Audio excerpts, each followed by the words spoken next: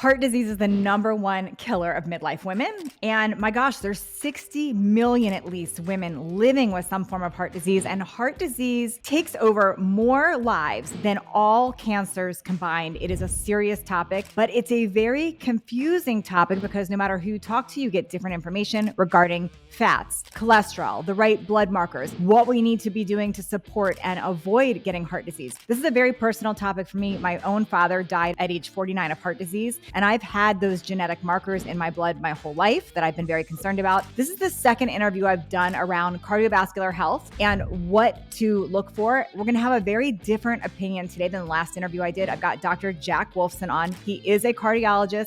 He is a leading cardiologist, and he's got some very strong opinions and a lot of information to back it. And I wanted to have this conversation because I feel that women, we need to be our own health detectives. We need to look at all information and make the best choices for us. Thank you so much for being here. Natalie, it's an absolute pleasure to be on. Excited to share this. And, I get interviewed by a lot of people, and I think the fact that it's kind of hit home with you, and especially as we, think about our parents and what we could have done to help them. And of course, we don't want to wind up like our parents in a lot of cases as well. So I'm glad to get the truth out there.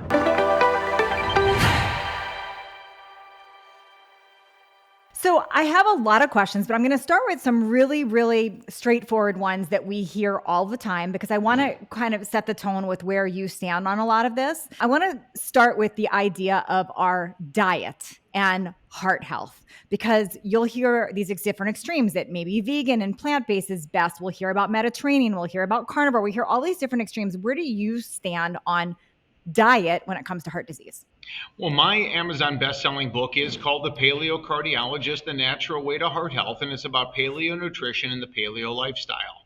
Paleo means old Stone Age, before the agricultural, as they would say, revolution. I would call it the disevolution of nutrition. Our ancestors were hunter-gatherers. Why are we still debating this? Does a lion need to be told what to eat? Does a gazelle or a giraffe or a goat or an ant need to know what to eat? Why are we so confused? Our ancestors, according to every anthropology textbook, have been meat, seafood eaters, hunter-gatherers since the beginning of human existence. The Bible mentions eating meat 300 times. So why do we have to debate about vegan on one extreme and carnivore on the other? Nobody was ever vegan. Nobody was ever carnivore. We were always paleo hunter-gatherers. So if we start from that mindset, and then we can get into debates about, well, this study showed this study. I don't need a study to show that the sky is blue, right? And that we should be breathing air, and that we need sleep, right? These are just common things that we should all understand. So where did we go sideways with this idea that meat, specifically animal protein meat, and then also saturated fat were a problem for heart disease?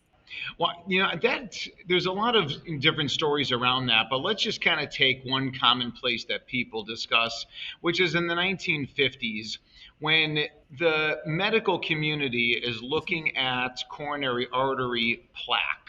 They're looking at people with disease. And under the microscope, they see a lot of cholesterol. And then cholesterol is demonized, and then it becomes, well, how do we lower cholesterol down? What foods can lower cholesterol down? And then, of course, who can we hire to study and to prove this hypothesis? And then we can go a little conspiratorial and say, well, the man who was hired for this job was Ansel Keys. Mm-hmm.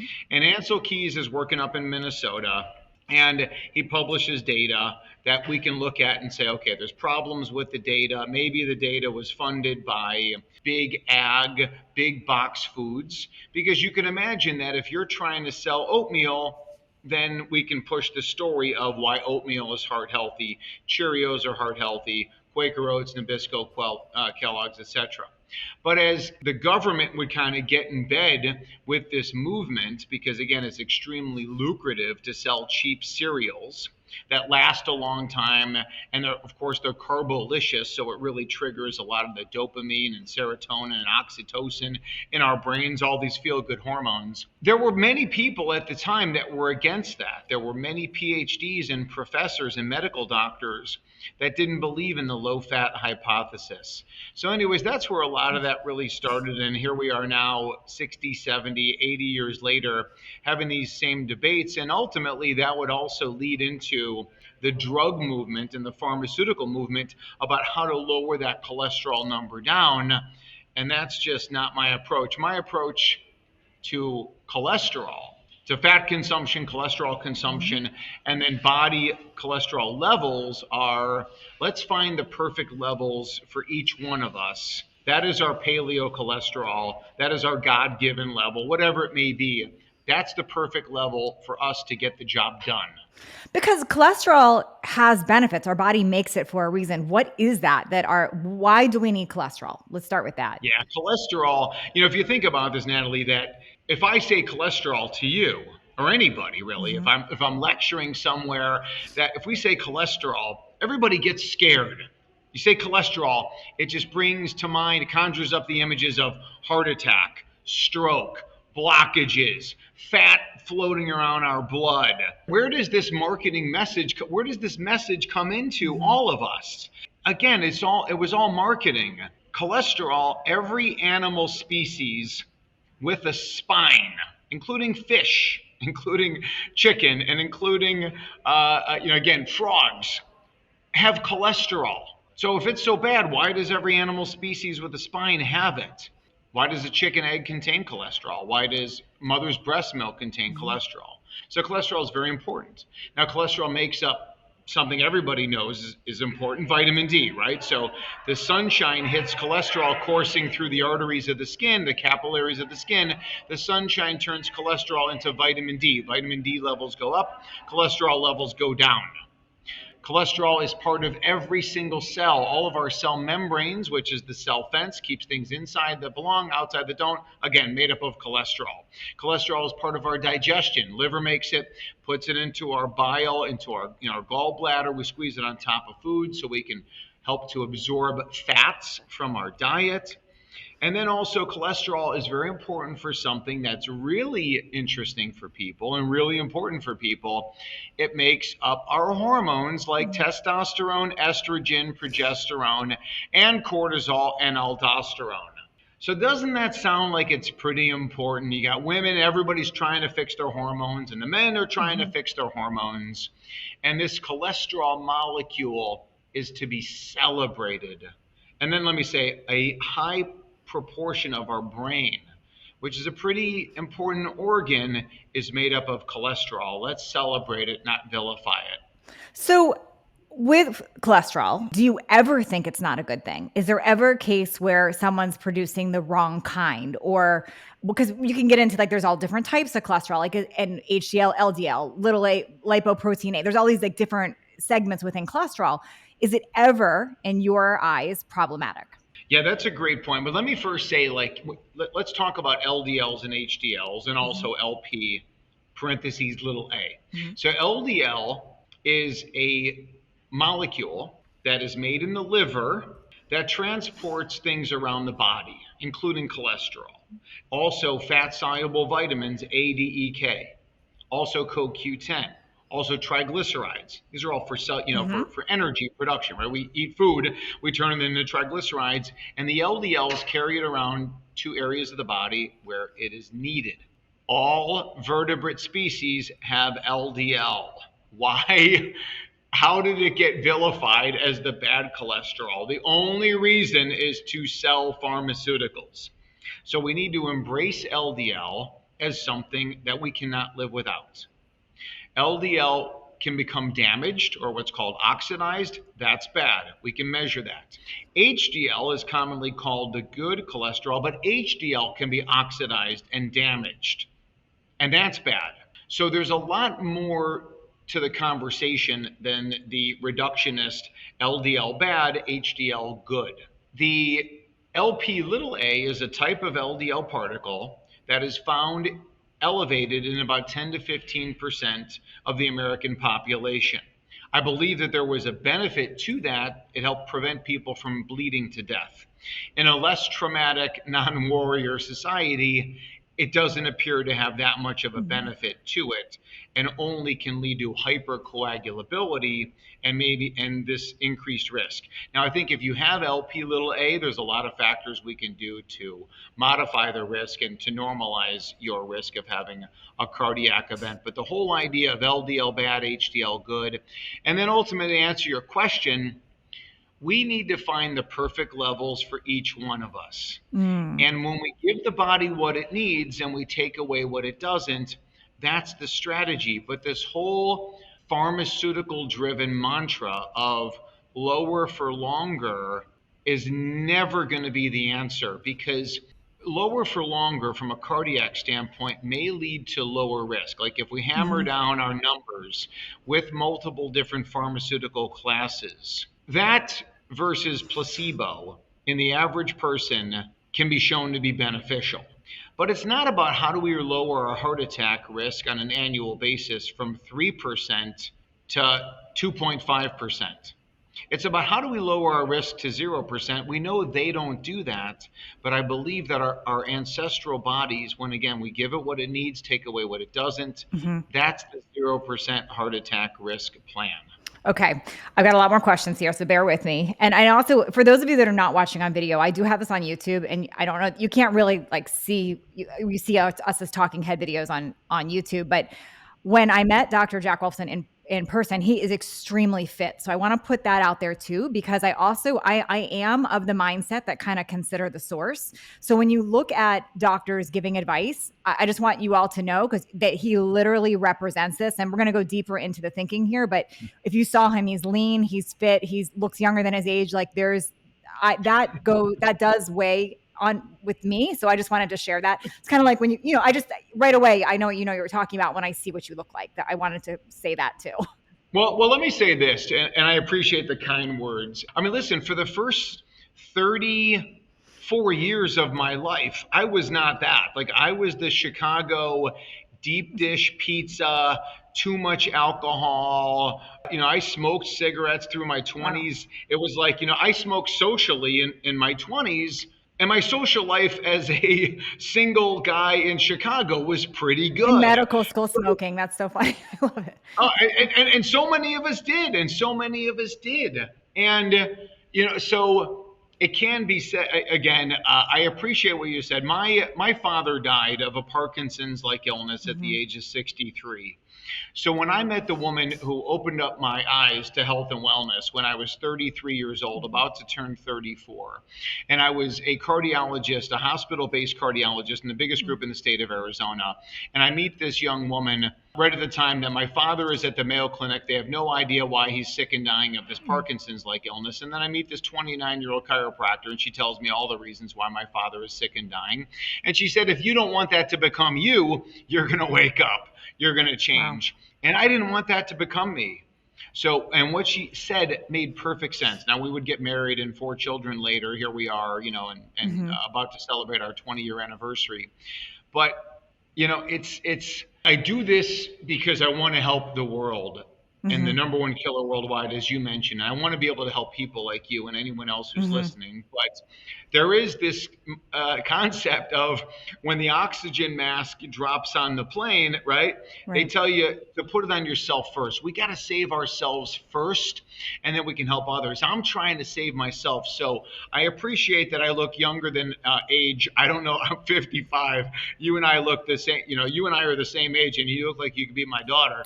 But I mean, ultimately, the best time to get healthy was before conception and in utero and as a child. But the next best time is right now. Makes sense. Okay, let me keep going with some of these questions because I want to make sure we kind of lay the groundwork here before I get in sort of what to do about it and some really interesting things that I've been following with you that you talk about that are very critical. But I want to first go back a little bit to the cholesterol conversation and like define what some of these actually mean too. So triglycerides, for example, you said that's part of LDL, and where does that number, like if I think of my dad's triglycerides before he died, they were over 800. Mine are in the 50s. So what's the difference there on triglycerides specifically? What does that mean? Triglycerides, the lower the better, is what that is. So, I mean, it's very linear. So again, if we go from high, and then we take it down to low, that risk goes up and up and up if levels are high. Triglycerides in and of themselves are probably not toxic per se, but again, it's really just it's really just a marker to say something metabolically is off. Triglycerides are the way that we transport fat around the body to make food. Right, the Okay. triglycerides enter into the cells, enter into all of our metabolism, ultimately to make cellular energy, cellular water, all those cool things. But triglycerides are very important. But as a risk factor, your number of 50 is much better than your father at 800. So therefore, your risk of cardiac events is lower than that person with 800. Even if you have high cholesterol. So triglycerides are you're saying, so even with high cholesterol, triglyceride marker is going to show you something different. What about, you mentioned that cholesterol can get problematic if it's oxidizing. How do you know if it's oxidizing? What markers actually show that? So it's very simple, actually. We can measure oxidized LDLs. That is a blood marker. We can also measure urine lipid peroxides. We do that every day on our people at Natural Heart Doctor, but that's really a better marker of what's happening. So when you think about LDLs, and remember, LDLs, inside there is cholesterol. So if we think about LDLs, there's these large, buoyant, fluffy LDLs. Those are the ones that are made by the liver. So it goes VLDL, and then they're turned into LDLs as they circulate around. Mm-hmm. LDLs, when they're large, buoyant, and fluffy, in the beginning, they're awesome. But when they circulate around and they never get taken up by the liver, taken up well by the peripheral tissues for a whole variety of reasons, they become small, dense, oxidized LDL. Those things can be measured. So now we can look at what are the good LDLs, what are the bad ones. And then if we have a lot of the bad ones, we better figure out why. Okay, so why you have them. So we're going to come back to that in a minute. I know you, before I even get into the cholesterol and what to do about it and why, I want to touch on blood pressure for a minute, because that's a whole different thing that plays a role in heart disease. Can you speak into blood pressure and where that is important or not? Okay, and let me take a quick segment here just to say that I want to talk about a tree. And the top of the tree has our signs and symptoms. So the top of the tree, including the branches and the leaves, those are things like high blood pressure, coronary artery disease, abnormal, cholesterol. That's stroke. That's cardiomyopathy, palpitations, atrial fibrillation. It could be weight gain, weight loss, bad skin, bad gut, bad hair, right? Insomnia, infertility, anxiety, stress, worry. So that's the branches and the leaves of the tree. Now, below the surface, we have got the roots, and the roots are the root cause, right? What leads to anxiety, fear, worry, stress, heart attack, strokes, skin disorders, infertility, weight gain, all these kind of things? That's roots. That's what really matters. But in the middle, let's call that the tree trunk. The tree trunk are the metrics that we use to determine our status. Just like you've got a financial statement, you've got business statements, you've got the check oil light on your car. These are all ways that we monitor our success. So as we look at blood pressure, well, checking a blood pressure is a metric that tells us our success. Okay. If blood pressure is high, that's a way to tell us we've got some root cause things we need to work on. But root cause is not blood pressure drug deficiency. That's why blood pressure drugs don't work. They can lower the numbers down, but they don't meaningfully lower your risk of heart attack, stroke, and dying. Now, why do we learn otherwise? We learn otherwise because the medical doctors, like the previous cardiologist you interviewed, like myself from day one in medical school, we are indoctrinated, we are brainwashed into the pharmaceutical industry that everything, we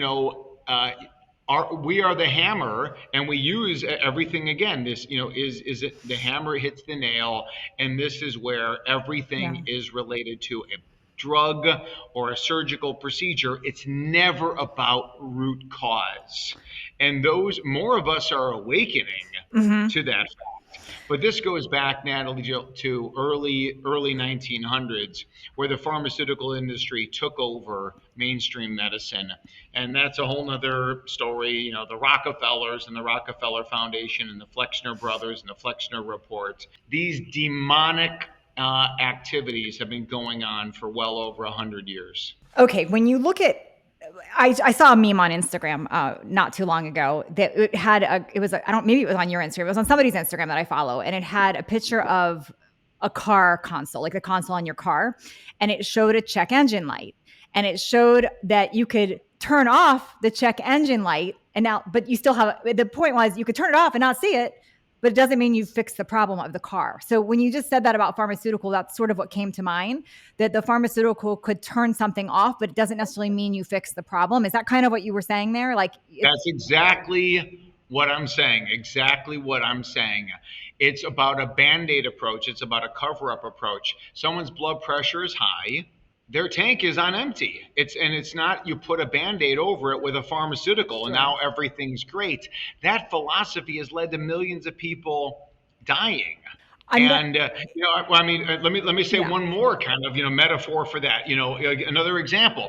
If I take a hammer and I'm smashing you on the toe, you don't say give me morphine. You don't say give me fentanyl. You don't say give me ibuprofen, and you don't say give me curcumin, right? Or give me some arnica gel for that. You say stop hammering my foot with the hammer. That's it. And why don't we understand that? Sometimes, I know we might have a different opinion here, and I'm certainly not a doctor, but sometimes I think in some situations, a pharmaceutical is necessary maybe for a small amount of time. I'll give you an exact example with me. I tore my bicep and I had horrendous pain. If I didn't have Toradol for a few days, I don't know what I would have made it. So I feel, and then I'll give you another example. I recently went through a massive histamine flare. Now, obviously I had to get to the root. I had to figure out what was causing it. I don't have hives anymore, but hydroxyzine literally helped me shut that down for a week. So sometimes I feel that some things in temporary amounts, do you feel that way? Or are you like, it's a never, never? No. I certainly think pharma last as opposed to pharma first. So in that particular scenario, I'm not cruel. Like if someone's in pain, we need to take care of pain immediately.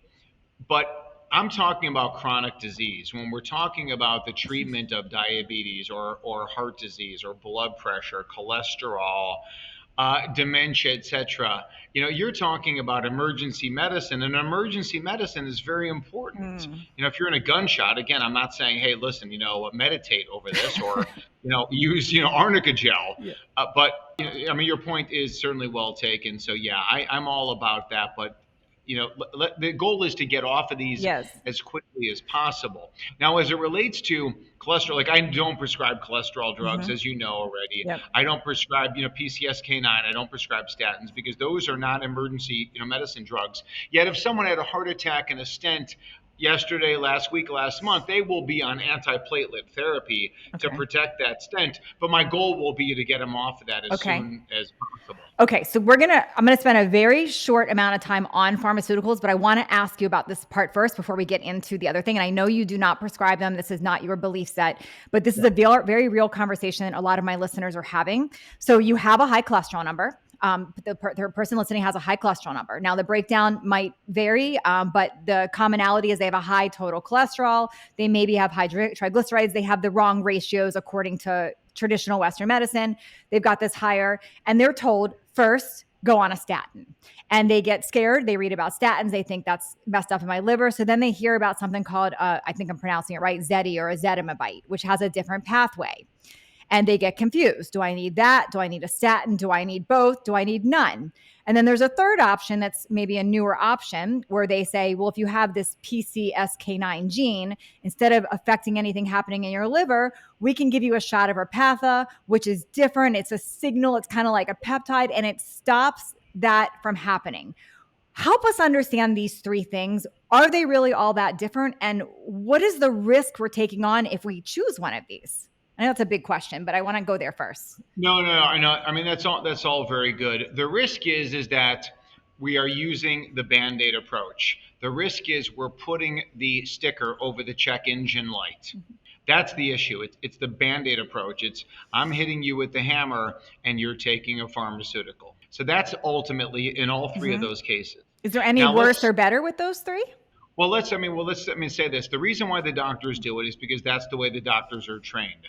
Not only are they trained that way, but they're kept in line that way by the American College of Cardiology, by the American Heart Association, by the state boards, by their governing bodies, by their peers, because that is the way that pharma wants it.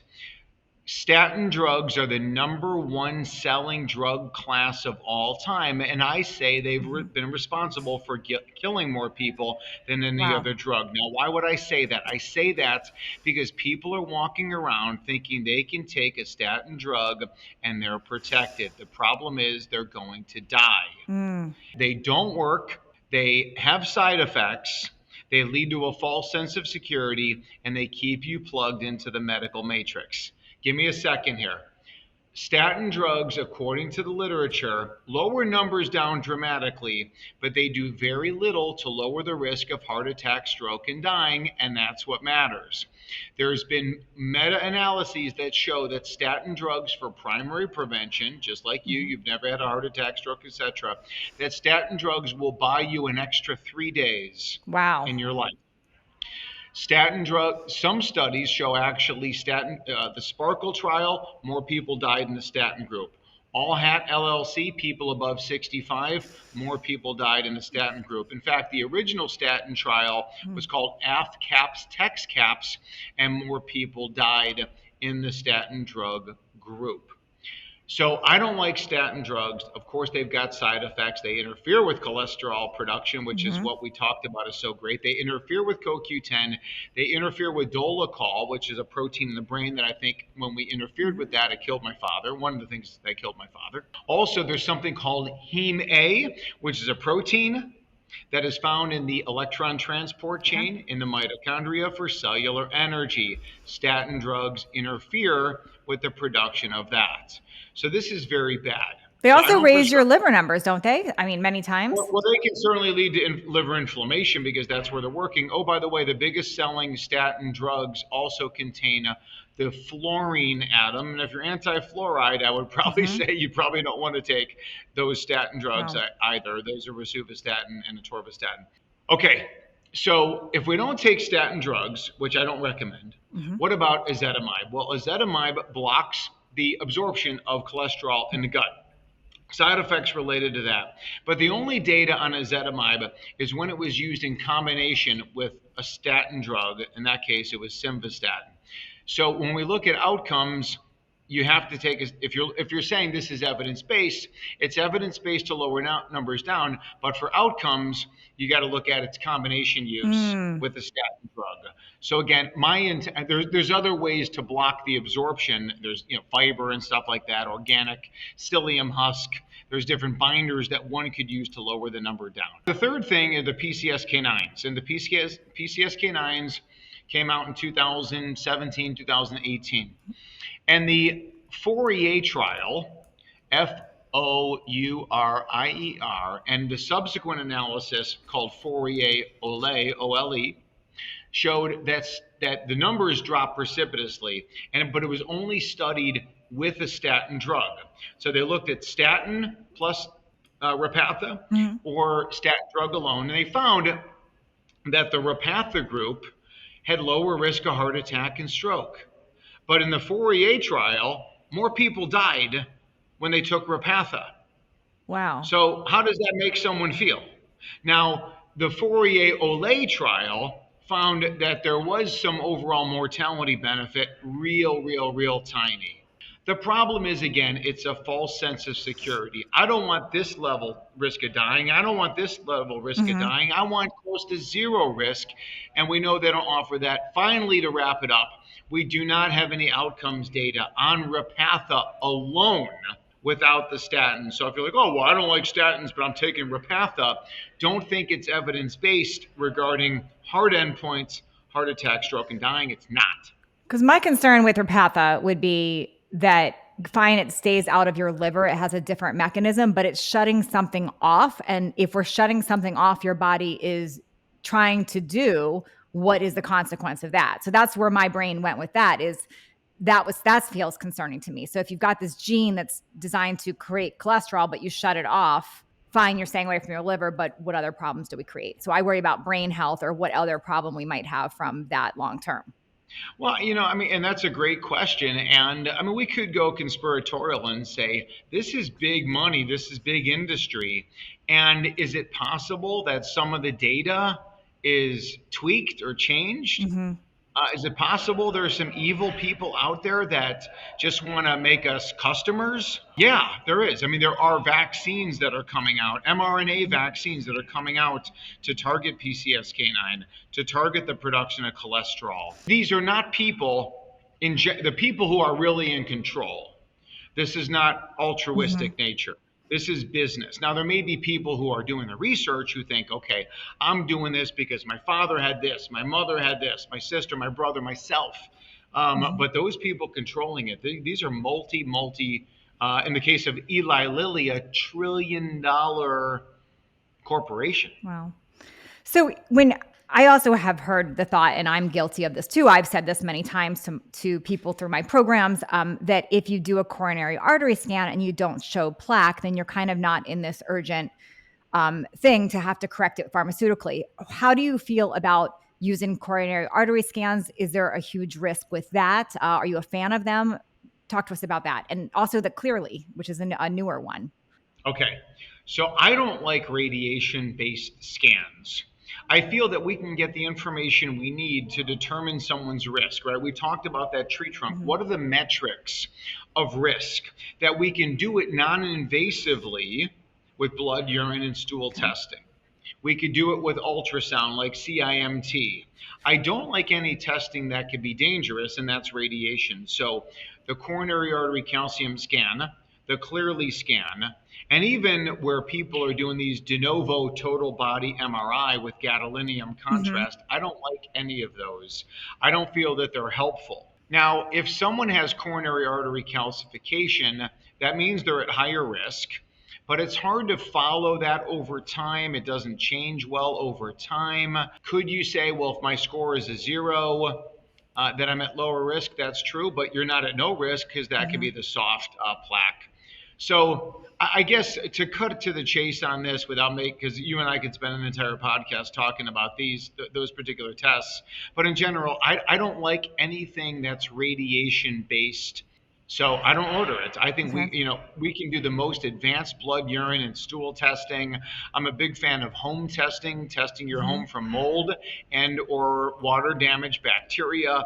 We can get hundreds of different metrics, and the beauty of those is that they change very quickly. So if your numbers are bad, we can institute a plan and recheck those numbers in a month or two and see that we're on track. That is our success tracker.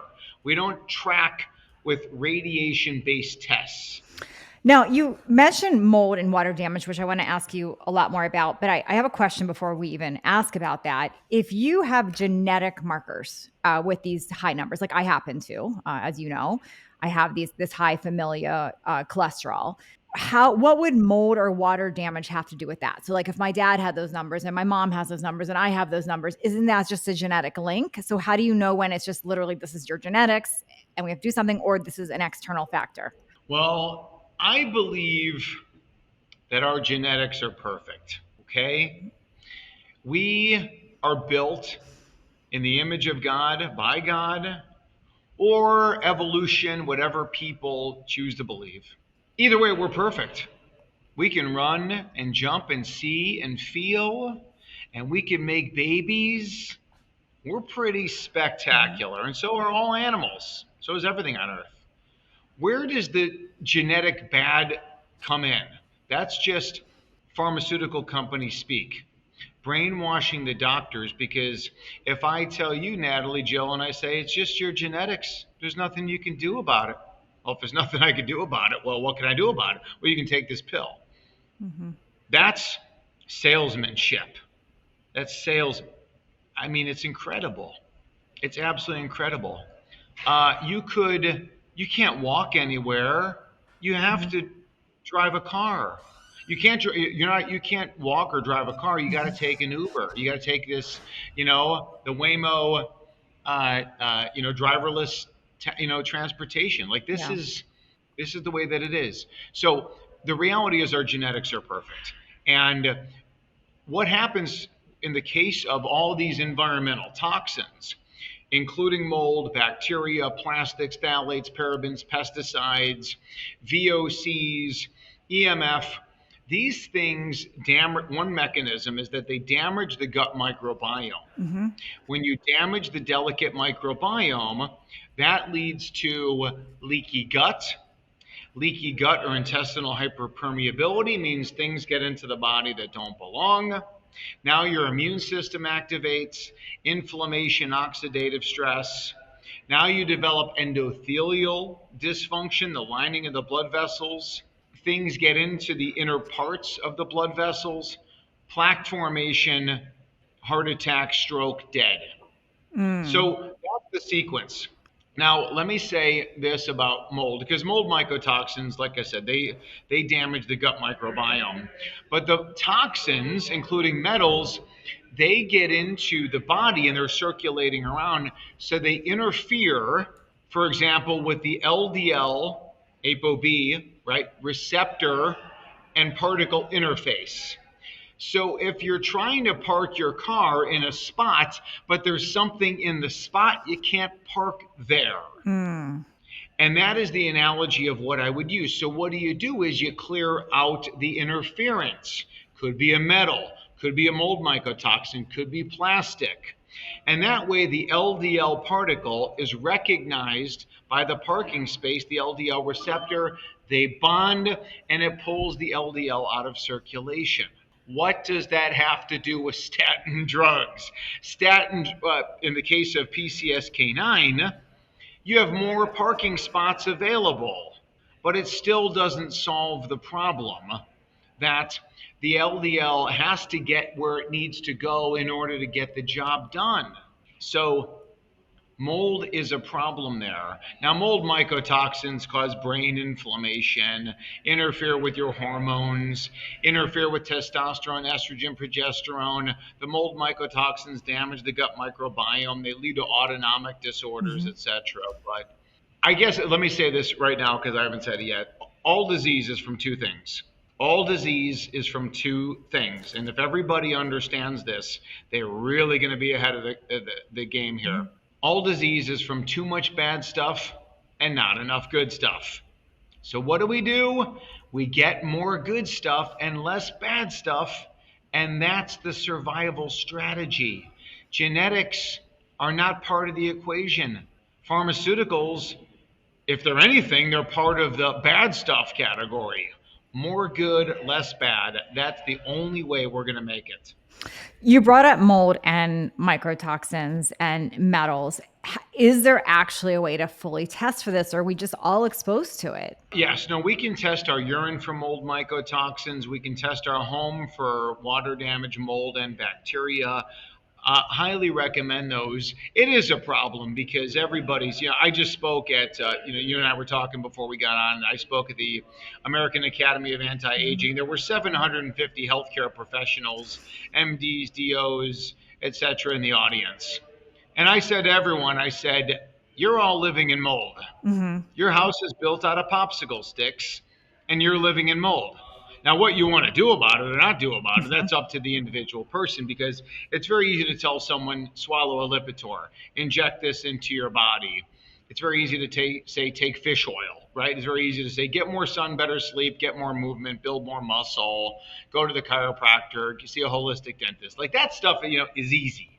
Getting out of mold, as you and I have talked about before previously, it's difficult, but it is an answer, and it is a major root cause answer. The Hebrew Bible talks about this in the book of Leviticus, where Moses tells us if you're living in mold, fix it or burn the whole thing down. And the medical doctors don't have a clue 4,000 years later. This is maybe a really basic question here, but we lived in a house in San Diego that we had black mold, for sure. We moved out of it. We got out of we were leasing it. So we did not own it. We were leasing it. We got out of that lease. We left.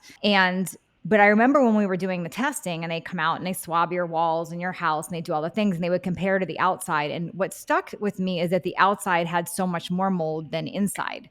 So y'all hear that from people like, well, we're just around it. We have it everywhere. It's in nature. Like, what's your answer to that? And how do we Yeah, I'm know? not worried about outdoor molds. I'm worried about indoor molds growing on man made surfaces. So when you build your house out of popsicle sticks and Mhm. drywall, leaky toilet shower sinks, it starts to not only release the mold mycotoxins, but the mold also starts to digest the home, and therefore it starts to off gas, and that can off gas Mm, different metals, all these different other VOCs, etc. So the concept of outdoor versus indoor, I'm not worried about outdoor, although people who are sensitive already because they're damaged for a whole variety of reasons, they could have trouble in heavier mold outdoor climates. But mold is everywhere. And ultimately, the testing also matters. So the testing that we do at Natural Heart Doctor is we do what's called the Swiffer test, where you collect dust samples inside of the home, mhm. and it is therefore measured against other homes, and therefore you get to see your status of water damage, mold, and bacteria. The whole idea of like air counts and spore traps, that's where you start getting indoor outdoor discrepancy. But if we're talking about the best test for indoor, it is the Swiffer test. And then you can compare that to your urinary exposure. But I'm not worried about, for example, how mold, because mold is not evil. Mold is there to digest dead organic material. So when a tree dies in the woods, right, you get mushrooms forming on it, you get Mhm. fungi on it, and it's there to digest it, ashes to ashes, dust to dust. And it's not evil, but we're part of the collateral damage if we're living in it. So there's people listening right now. They're going to hear what you said about not doing statins, not doing the Zedi, not doing Repatha, not doing, Western medicine, not even maybe having a coronary artery scan. And they're going to say, oh, he's saying don't do this stuff. That's bad. So I'm just going to go natural. But I feel like we're missing a huge piece there that could be dangerous for people. When you say be natural, like what kinds of things are you talking about making sure that they're adding? Like where are some, even though we have to go basic here, like what is critical? Like I want to talk about like even body weight, just health practices. Like what are some things that you're like, these are non-negotiable? Otherwise we're going to solve a problem. Because if we just cut off Western medicine, right, but we don't do these other things, we're going to have a bigger problem. Well, our again, God bless the men and women who work in emergency rooms and trauma centers. Okay, I mean, they serve a purpose. But the general internist is an outpatient who is just, it's a quick visit. Here's your pharmaceuticals, get a test. Here's your flu shot. Like that is dead on arrival. That's just Mhm. not gonna work. Our methodology at Natural Heart Doctor is really based simply on this eat well, live well concept. Okay. Eat these foods, avoid these foods. Lifestyle choices like appropriate sleep. Our ancestors went to sleep shortly after the sundown. Now Mhm. the average person stays up until after midnight. We get appropriate sunshine. You and I both live in Arizona. Beautiful sunshine here. The purpose of our skin is a solar panel built to collect light. So when you sit inside all day under the artificial lights in a moldy home, you're dead. You're in Mhm. Buffalo, New York, my hometown of Chicago, Milwaukee. I'm not picking on the people in those places. They're beautiful people. They're just going to die. They're just going to die sick and die young. So we get the sleep, we get the sunshine, we move, we're very active like our ancestors were, not necessarily at the gym, running for 45 minutes on the treadmill. No, building muscle, outdoor activity, that's the strategy. And then we got this massive category of toxin avoidance, and we do that. We see the chiropractor, we see the holistic dentist, but that third thing of the eat well, the live well, and then we got the think well component, the mindset component. Find your happy. If you are unhappy, if you are living in fear, worry, stress, depressed, socially isolated, bad relationships, the statistics tell us And common sense tells us you're going to die quicker than the other person. Mm. So you have to find your happy. This eat well, live well, think well, and they're all equally as important. We all spend all day long. Oh, Wolfson and the vegan were debating, and the carnivore guy were debating. Let's take the food story out of it for a second and say, Mhm. what about the lifestyle? What about the mindset? And pretty much the medical doctors in the holistic space are in agreement with the lifestyle and the mindset issue. It's the food issue we tend to, to debate very often. But But even the if lifestyle thing, I think there's a huge debate. Like to me, there's absolutely no argument that getting out in nature and being in real sun, I feel like a different person. Like if I'm inside all day, like let's say if I'm in a meeting all day, I feel it. And if I go outside, it's like an instant, it changes how I feel. And if you look at animals, like my dog, every time I open the door, will go lay out in the sun naturally. Like just so you say that, but I think there's still this huge, story around that maybe too. you're right. Yeah, yeah. I mean, maybe you're right. Again, like some people would say, oh, well, be careful about how much sun. Your dog, all animals Hmm. are outside 24/7. All plants are outside. It is only the human, and maybe human brings in plants, and humans bring in animals, and of course, that plants get sick and die. The pets get sick and die. Coyotes in the wild aren't, javelina in the wild, they're not getting cancer unless, of course, they're eating, some kind of poison or some kind of toxic chemical that they're exposed to. So it's really, there's nothing novel about what I'm saying. It's just common Hmm. sense approaches. Our ancestors ate, lived, and thought a certain way. The only way that they would get sick and die is that, I say this all the time. Like, if I'm talking to a guy, like, we're in high school together in caveman days, we like the same Hmm. girl. Only one of us is going to make it. Only one of us lives. The other one gets killed in their sleep. They get a spear in the back. We're out hunting. We get, attacked by a saber-toothed tiger. We don't die of cancer, heart attack, strokes, autoimmune disease, Wow. you name it. How did now you did an experiment, maybe it wasn't meant to be an experiment, but I know when I met you, you were literally living outside in tents with your family, with your 4 kids, I think your daughter said you had like 13 animals, something some and but you literally said to get away from mold, you guys were literally living, and I know you're not right now, but how did your family actually respond? Like, did you notice a big difference being not inside all day long? Like, what did you actually see?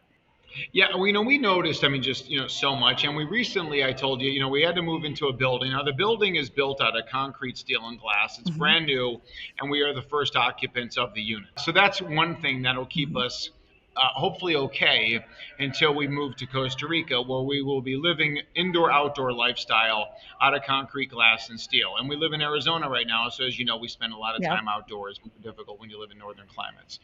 We spent the year in tents, as you know, and it's not necessarily easy, but I like to say if the Jewish kid from the Chicago suburbs can do it, anybody can do it. Anybody can do this. And it's a mindset shift, and for people, especially as they're sick, to do it. Now, we only came inside because we kind of just ran out of real estate of which to be on. It's not easy to do this. Yeah. So we were, most recently we were tent camping on someone's property, and again, we were, like the county came after us to say you can't tent camp. Like, God forbid you actually are trying to be healthy. And it So was someone's how does property that you knew and they still told you this? Oh no! I mean, they were in full support of it. Yeah. We had been there for a month, and then the neighbors again all got together and said we don't like the way that this looks. So, anyways, we had to move it inside, but we all felt Yeah. great. My wife, she was using glasses for for reading and stuff like that. Her vision became perfect. Wow. Everybody, skin was great, gut was great. Everybody felt amazing. So, So yeah. it was an extreme example, but it's interesting. You hear these stories of these people that are diagnosed with terminal illnesses, and then but they're like they don't want to deal with it, and they just move to some island somewhere, and next thing you know they're fine because they're outside all day doing what they love, gardening or walking or. you hear these stories. So there's something to be Well, said. Natalie, when I spoke at an event called The Truth About Cancer back in 2016, it was one of the biggest events done live that I've ever seen. Hundreds of thousands, if not millions of people online. And one of the people, or one of the things that I said there, I thought was very poignant. You cannot get healthy in the same environment where you got sick. Hmm. So if you're sitting and you're listening to us right now and you're in Seattle or you're in Minneapolis or wherever you're at, and you could be in Arizona, you could be anywhere, you have to, if you're sick, you need to change it up. Now, does that mean you need to move from Buffalo to Miami or from, to move to Hmm. Costa Rica? It doesn't mean you have to. I suggest that you do. Hmm. But it means you got to change up your food environment, your lifestyle environment, your mindset environment. You need to become a different person than the one who was sick. Yeah. That's really the key. So if I was able to reach your father when he was 45 before a cardiac event, I would say, okay, these are the things that we see going on right now. So we got to change it up.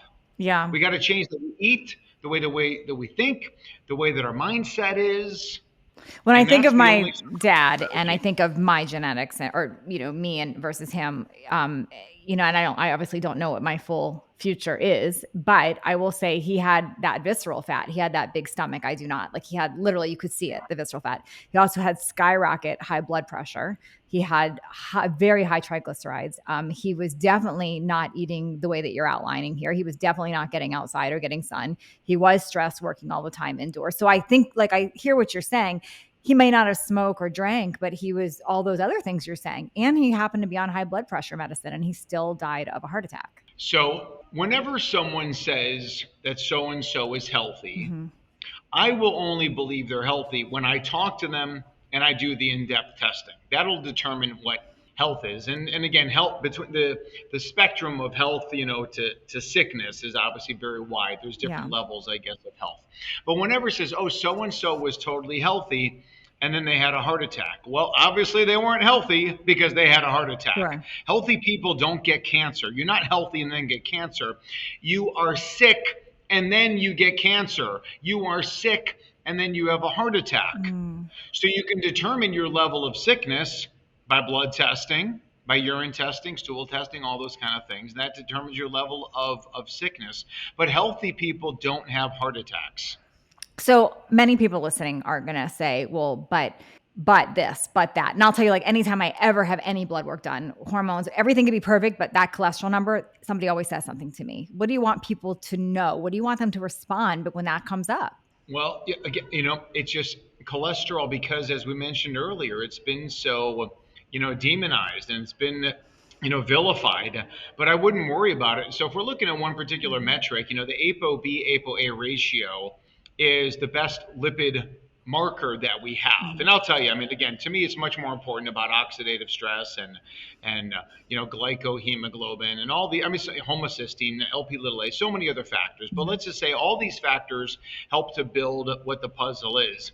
And if everything looks great on your lab panel and your total cholesterol is 240, I mean, I could care less, especially because that 240 is going to be made up of these large, buoyant, fluffy LDL particles and high quality HDLs. And that triglyceride, as you mentioned earlier, a triglyceride of 50, my I total mean, is higher than 250. Mine's a lot higher than 250, but those other well, things are low. Yeah. okay, so familial hyperlipidemia affects 1 out of 250 Okay. people, and those are the people with total cholesterol above 400. Mine's not that high, Those 350, but still. Okay. Okay. So those people, again, the higher the number, we could say the higher the risk, but it's not the only arbiter. There are Yeah. plenty of people with total cholesterol of 350, 400, and they do have a coronary scan and they've got zero evidence of plaque. That was So me. there's so many other factors that are involved. Yeah. What And go ahead. You mentioned that other one that was non-radiation. That the one, I think it's the one that does the artery on your neck. The CIMT, is that the one? Yeah, so CIMT is a good test. It's ultrasound, and that would be another metric of what we could use. I don't use it that often, but it is something that can be used. It can be a surrogate marker to say, okay, well, your carotid intima media thickness is a little bit thicker, which is not good.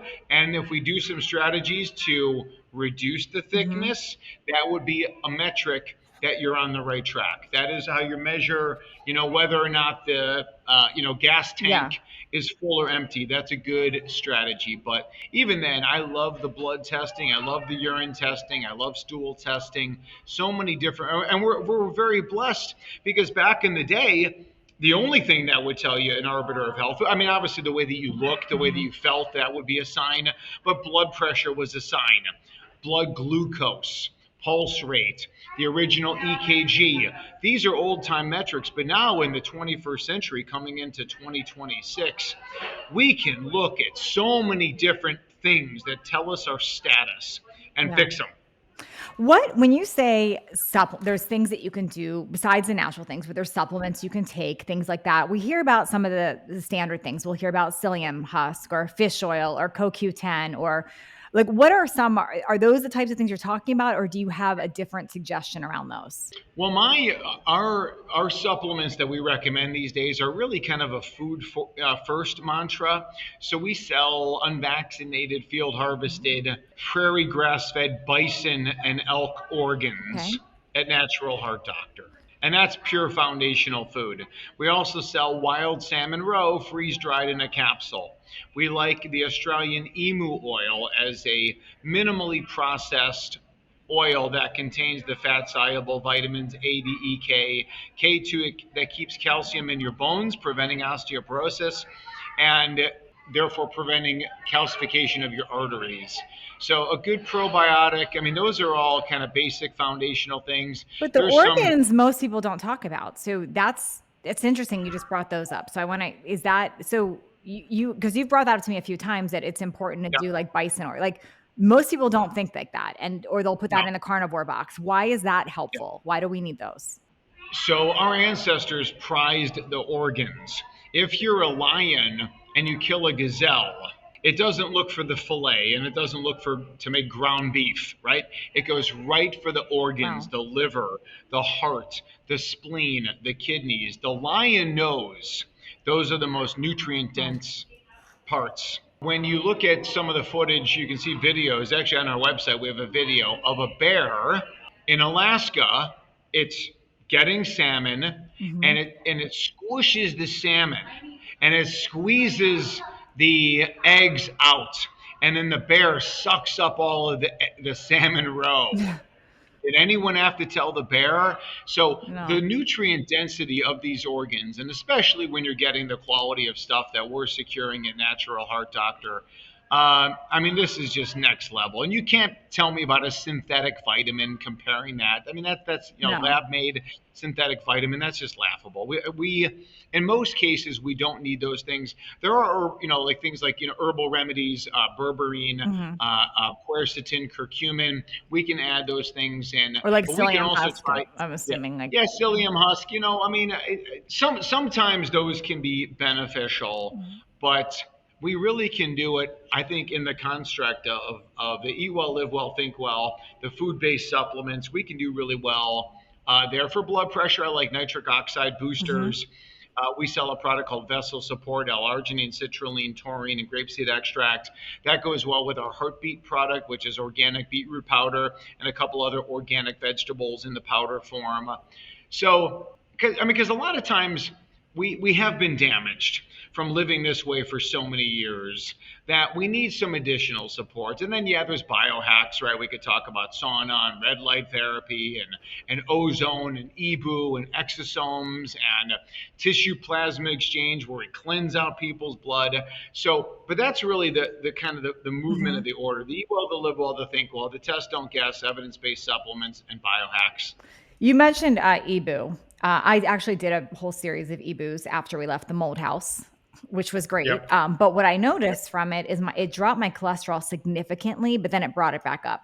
Is that what is that? Is that supposed to happen like that with an EBU? Like a lot of people say they like EBUs for cholesterol reduction, but it seems like it's only a temporary thing when you do that. Yeah, it's definitely only temporary, because we're not addressing root cause. So I Mhm. think that EBU has a role, but there's still a lot that remains. And it's also very expensive. Some of these biohacks are very expensive. So for most people, the foundation really works. I personally have never had EBOO, but I think if people are symptomatic, Mhm. and especially maybe they're living in mold and they're like, okay, well, I Yeah. have to go for, I can't get out of my house for a variety of reasons, whatever. And typically it's the woman. She feels like crap. The husband feels fine. He's on high blood pressure pills, cholesterol pills. He's about to have a heart attack, stroke, or cancer. He's got lousy libido. He's trying to get jacked up on testosterone. He's got some erectile, dysfunction, but otherwise he's fine. He's not spending 100,000 to remediate the home or moving. For those women that are stuck in that scenario, there are biohacks and stuff like that. But it's just very sad because the women are the canary in the coal mine. The women are the ones that have the skin issues, the gut issues, the Mhm. hormonal issues, the hair loss issues, menopause. Like menopause, when did it become a disease? It shouldn't be that way. Our ancestral women didn't have severe menopause. I think it's all just chemical toxin Mm. lifestyle induced. The woman should go through menopause, and now they're the grandmothers or the great grandmothers that are taking care of the young ones. They're the wise women, they're the elders, Yeah. they're the celebrated figures in society. I don't know. I guess maybe it sounds a little bit utopian, Natalie, but Well, I'm going to ask you about three things right now, which I'm almost scared to ask you because I have a feeling I know what you're going to say and I'm not going to like the answer, yes. but I'm going to ask anyway. So I want to ask about HRT. I'm somebody in menopause. Most of my listeners are menopause or at least late stages perimenopause or they're postmenopause. And we've done a lot of conversations around HRT, bioidentical, and how that protects your heart, how it protects your brain. I'm scared you're going to say you're against it. So talk to us about HRT. So what I would say is this: is that my method is a pharma last approach, Mhm. and we'll throw HRT, bioidentical HRT. We'll throw that into a Mhm. pharma last approach. So I'm not anti that. I would just like to try a lot of these root cause things first. Now, I've been involved in a lot of different hormone conversations. I'm not naive to this, and I know that the guttural response is that women really love the HRT, and so do men, for that matter. But I'm not telling anyone to stop the HRT. I'm going to say that there was a root cause, and it's not. Yeah, the root cause is I went through menopause and I don't have hormones. No, no, no, no, no, no, no, no. The root cause are violations of eat well, live well, and think well. So please continue to work. If you stay in the hormones, that's fine. But continue to work on the eat well, the live well, the think well. And that is really foundational.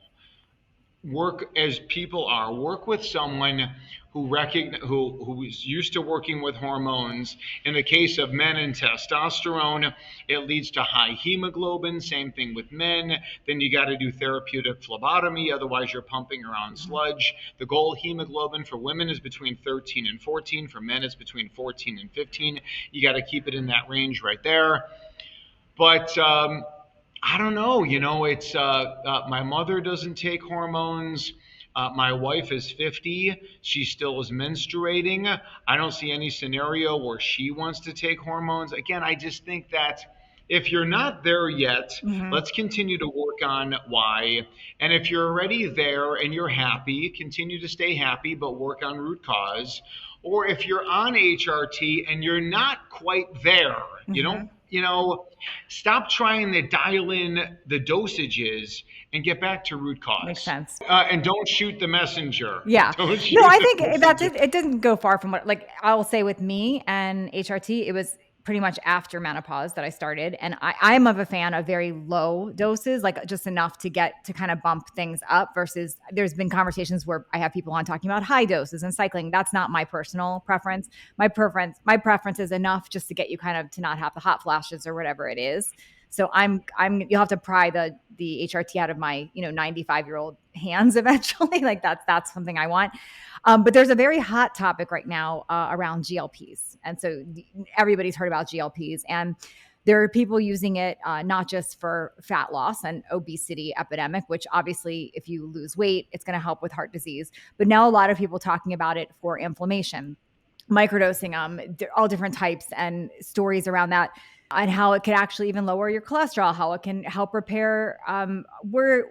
I'm assuming you're going to say the same thing there, but any place that you would see those have a place. Yeah, I'm the extreme. I don't trust it. I don't trust. I've been around a while, Yeah. right? So I've seen the fen-phens. I've seen some of the fad diet, extremes. I've seen many pharmaceuticals that were approved by the FDA that wind up getting pulled. Anytime you interfere with gastrointestinal motility, which is the main action of a lot of these drugs, I Yep. think it leads to cancer. Okay. I think it leads to cancer risk. And just like everything else I've said, we are not deficient in GLPs. We are not deficient in Ozempic.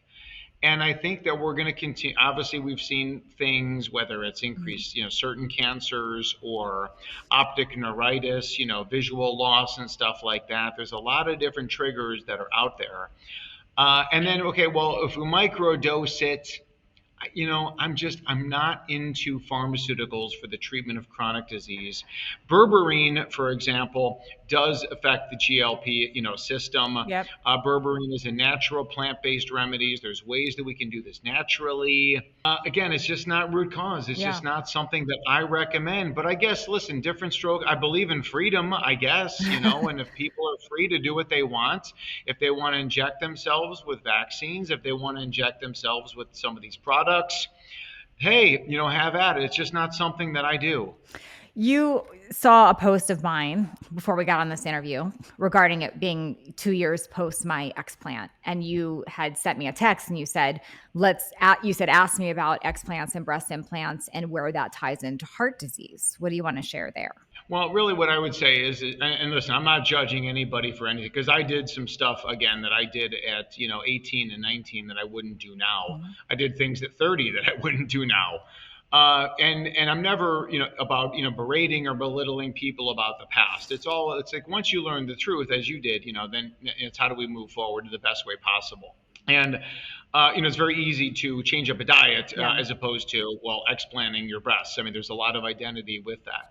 But that being said, I mean, I just believe that there's a lot of toxicity related to that. There's a lot of fibrosis, a lot of scarring, certainly leaking of some of the chemicals that are used in that particular arena. This goes back 2007, 2008 to see a woman. She comes to see me because she's got palpitations. We take a good thorough history, and it turns out the palpitations started right after she had her breast implants. And I tell her that, and a week later she's at the Mayo Clinic by Dr. Helen Fang to have those removed. And since then, obviously, as you know, there's a lot of support groups on Facebook, healing breast implant illness, a lot of people around that. So, again, this is just kind of root cause type of stuff. If you're sick and you got these things in your body that you can, have removed, I think that there is no shame in having them removed. Again, it's a very big issue. What's interesting about you is you're an actual cardiologist. Like, this is what you do. This is and a lot of times I'll interview people that are speaking into a lot of things that you're saying, but they are not actually coming from traditional medicine. So what I appreciate about this conversation is you literally are coming from that Western medicine side, and you have that background. You're not even just a general doctor, you're a cardiologist. Like, you've literally worked on people with heart disease. So it's really, to me, it's somewhat refreshing hearing this whole side of things. Why do you think more cardiologists are not speaking about this? Well, first of all, there's more of us coming online. That's number one. But again, we are kept in our lane because of money. We are kept in our lane because we are insecure that we're going to be kicked out of the medical community or, kicked out of our groups or whatever, or even just the foundation of how do you accept everything you've been taught is a lie. Yeah. I mean, that's like your whole identity, of course, as a doctor, this God complex. So therein really lies the problem. But, like I said, it's the crime is when you know the truth and then you don't follow it. That's really the crime. But to your point, me as a cardiologist, there's a lot of people in the health space who know a lot, but I really feel that I've been inside of the arteries. I've touched hearts. I've done the pacemakers. I've done the angiograms. I've seen it in real time. And I think that gives a little bit of a different, and more unique perspective than someone who hasn't done that. Yeah.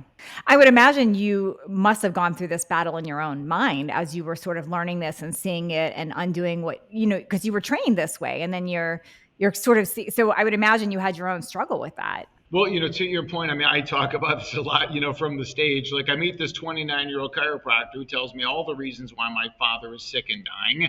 And I listen because, number one, she's smoking hot. And number two, it made sense. Yeah. Like, it made, again, this epiphany moment, serendipitous or God ordained or whatever, just to put this in front of me and to accept it. And I accepted it very rapidly. I'm like, that makes perfect sense. Yeah. My profession is a fraud. My profession is Wow. a sham. And I didn't want, what happened to my father, but my father's loss created who I am right now.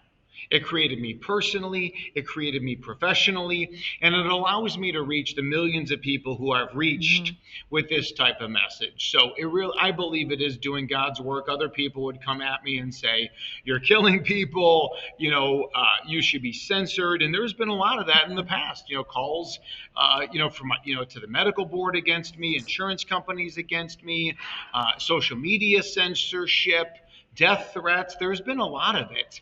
But like I said, I'm on a mission.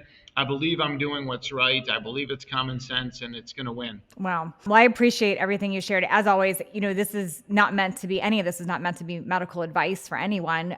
But it is important for me to feature all different opinions and shares. So we listeners, we in Midlife can be our own health detective. I think that's one of the things really missing from healthcare is the ownership of being your own health detective and doing research yourself and asking questions and being curious and not just taking a 5-minute doctor appointment as the thing that you need to do. And unfortunately, too many times, especially with the cholesterol and heart conversation, that is what's happening. It's a 5-minute conversation. You need a statin. There's no discussion about all of this. And I think it's really, really critical that we start asking more questions and then make the best decisions for us.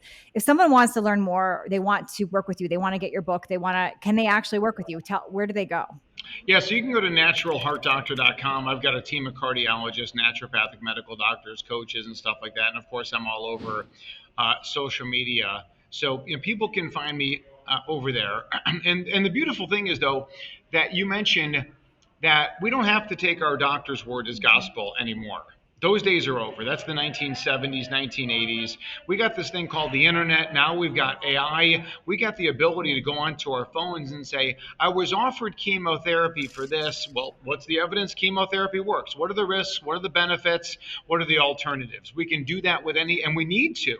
Again, I'm not sitting here saying I hate pharma just to hate pharma. I hate pharma because it doesn't work. And it leads to side effects and it leads to a false sense of security. Real quick, I also want to say two things. There are two conditions that are specific really to women. One is called toxins cardiomyopathy, which is broken heart syndrome. That's the woman who gets into a fight with her boss, a fight with her spouse, some kind of traumatic experience. She has a massive heart attack. We go in there with a catheter. There's no blockage. It's a coronary spasm that happens. And sometimes women die from that. Wow. Sometimes it leads to significant damage. Broken heart syndrome, or what's called toxins cardiomyopathy. The other is spontaneous coronary artery dissection, much more common in women. These are women that under stress very often, sometimes with pregnancy it can happen, but their artery, they have a massive heart attack because their artery splits or dissects. Spontaneous coronary artery dissection, otherwise known as SCAD, S-C-A-D. These are entities. Women need to know about it. There is no pharmaceutical prevent it. The only prevention is to make sure that you're optimized your health and to make sure you're working on that mindset. That's the survival strategy. Thank you so much. And I'll link everything up in the show notes and I'll be checking out all those supplements. Thank you so much for being here today. Thank you.